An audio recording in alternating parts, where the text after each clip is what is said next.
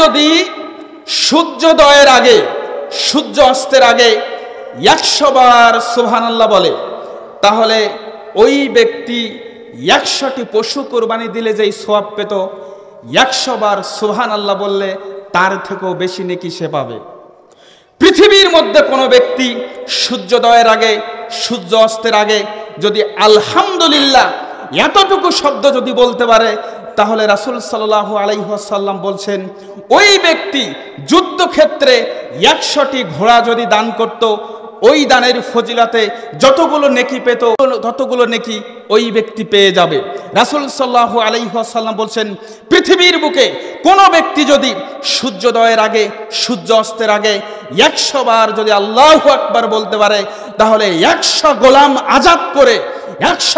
আজাদ করে যত নেকি পেত ওই ব্যক্তির আমলনামায় তত নেকি যুক্ত হয়ে যাবে।